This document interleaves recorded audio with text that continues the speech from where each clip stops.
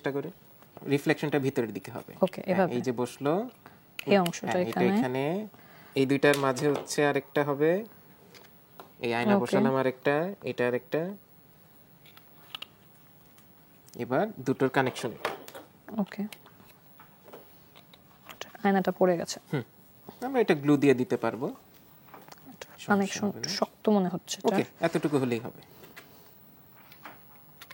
হয়ে গেল প্লিজ। এখন আমরা যেহেতু বন্ধুরা আমাদের স্ক্রিনে দেখছে, এই জন্য আমরা দেখলাম কি এই যে এটা ঘুরিয়ে নিচ্ছি, দেখা যাচ্ছে কি এই দিক থেকে আলো আসবে, এই দিক থেকে দেখা যাবে।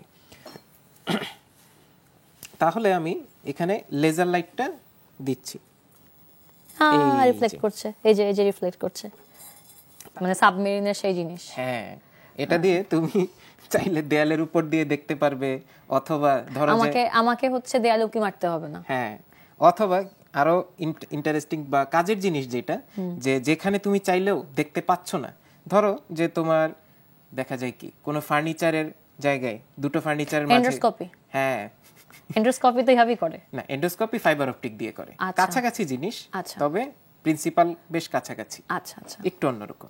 আচ্ছা, তুমি যেটা বলছো যে ফার্নিচারে যে চিপায় যেতে পারবো না, দুটো ফার্নিচারের মাঝে মনে করো তোমার ফোনটা পড়ে গেল, তখন আমি কোথায় গেল পেরিস্কোপ দেখবে দিয়ে কিভাবে? পেরিস্কোপ দিয়ে দেখা যাবে আগে কোথায় গেছে। এই পেরিস্কোপটা তুমি পাইপ দিয়ে বানিয়েছো, পাইপ কেটে, এবং পাইপ এবং ফিটিংস, এটা দিয়ে ফিটিংস কেটে। ও আচ্ছা, হ্যাঁ, এখানে তো আসলে ফিটিংস এর ওই অংশটুকু থাকে, ওইটা কেটে নিয়ে এখানে আয়না বসিয়ে দেওয়া হবে। তাহলে দেখো তো তুমি চেষ্টা করে, রিফ্লেকশনটা ভিতরের দিকে হবে। ওকে, এভাবে এই যে বসলো, এই অংশটা এখানে, এই দুইটার মাঝে হচ্ছে আরেকটা হবে, এই আয়না বসালাম আরেকটা, এটা আরেকটা, এবার দুটোর কানেকশন। ওকে, আয়নাটা পড়ে গেছে। আমরা এটা গ্লু দিয়ে দিতে পারবো, কানেকশন শক্ত মনে হচ্ছে। ওকে, এতটুকু হলেই হবে, হয়ে গেল পেরিস্কোপ। ওকে, তুমি চাইলে পিছনেও দেখতে পারবে মাথা না ঘুরিয়ে পেরিস্কোপ দিয়ে, এভাবে। হ্যাঁ, এইটা হচ্ছে মজার জিনিস। আচ্ছা, হ্যাঁ, আমি দেখতে পাচ্ছি আসলে পেছনের, যেহেতু বন্ধুরা আসলে আমাদের পেরিস্কোপে চোখ রেখে দেখতে পারছে না, এজন্য আমরা একটা লেজার লাইট নিয়ে এসেছি। এই লেজারটা ওটা হচ্ছে একদম রেডিমেড, যেটা আর কি আমরা কিনতে পারি বাজারে, আর এটা আমরা তৈরি করে নিতে পারবো। তো দুটোই দেখবো আমরা। তো এই যে এখন আমরা যেহেতু বন্ধুরা আমাদের স্ক্রিনে দেখছে, এজন্য আমরা দেখলাম কি এই যে এটা ঘুরিয়ে নিচ্ছি, দেখা যাচ্ছে কি এই দিক থেকে আলো আসবে, এই দিক থেকে দেখা যাবে। তাহলে আমি এখানে লেজার লাইটটা দিচ্ছি, রিফ্লেক্ট করছে, এই যে রিফ্লেক্ট করছে। তার মানে কি এই দিক থেকে লেজার লাইটটা এসে বেঁকে গেল, বেঁকে গিয়ে এই মাথা দিয়ে বের হয়ে আসে। তাহলে কি যে কোনো কিছু থেকে যখন আলো আসে, এসে যখন আমাদের চোখে পড়ে, তখনই তো আমরা দেখতে পাই। তো আমরা যদি তো এইটাকে পেরিস্কোপটাকে এইভাবে ধরি, তাহলে আমরা দেয়ালের উপর দিয়ে দেখতে পাবো ওপাশে কি আছে, ওপাশে কি আছে, অথবা আমরা টেবিলের নিচেও দেখতে পারবো কি আছে, অথবা যেটা বললাম যে যেসব জায়গায় এমনিতে আমরা আনরিচেবল, দেখতে পাচ্ছি না, সেটাও দেখা যাবে। আচ্ছা, তো এখন বলি এই পেরিস্কোপটা আসলে কাজ করছে কিভাবে। ঠিক আছে, ততক্ষণ আমি তোমার পেরিস্কোপটা রেডি করি। হ্যাঁ, এটা দেখতে পারো।